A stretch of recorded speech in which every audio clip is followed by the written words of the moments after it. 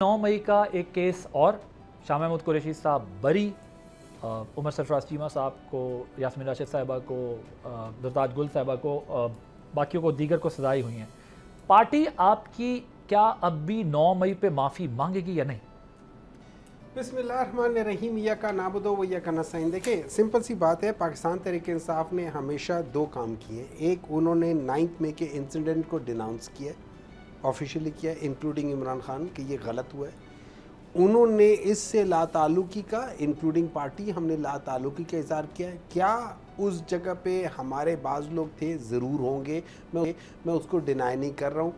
क्या इन लीडरान के ऊपर केस बनता है? मैं ये नहीं समझता हूँ। जिस तरीके से, मतलब जिस तरीके से जो केस चला है और उसकी जो चीज़ें सामने आई है, जो वर्डिक्ट्स हमने बाज़ चीज़ें देखी हैं जो इससे पहले वाली देखी हैं, मुझे तो उससे ऐसे लगता है कि इट्स, आई डोंट नो, कि it's a joke, to be very honest. मतलब आप ये सोच लें कि आपके इस जगह पे हम 8 बंदे या 7 बंदे बैठे हुए हैं।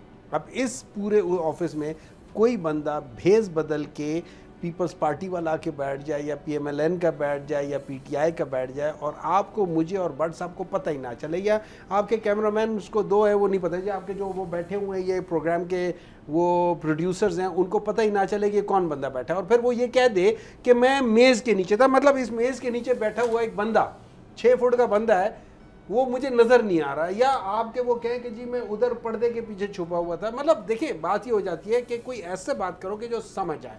फिर उसके बाद वो, अब मैं फ़र्ज करो, मैं एक शहादत देता हूँ कि जी आदिल अब्बासी साहब जो थे वहाँ पे थे और बट साहब भी थे। अब जज आके इस शहादत के ऊपर वो कहते कि नहीं, आदिल अब्बासी साहब तो नहीं थे और बट साहब थे। सो इसका मतलब है मेरी जो शहादत है वो ही चैलेंज्ड हो जाती है।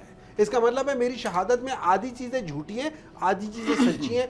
ये शहादत एक्चुअली चल नहीं सकती, ये इसकी वैल्यू नहीं रहती। You know better than me. लेकिन उसमें वो क्या करते हैं कि आदिल को वो बरी कर देते हैं, और बट साहब को या हुमायूं को वो जेल में दे देते हैं, हमें सज़ा दे देते हैं। अगर इस किस्म की अदालतें हैं, तो आप कह रहे हैं शाह महमूद कुरैशी साहब को रिलीफ गलत मिला और बाकियों को सजा गलत मिली? नहीं, मैं ये समझता हूं कि इन सबको सजाएं गलत मिली हैं। सब्सक्राइब करें और बेल दबाएं ताकि कोई खबर रह न जाए।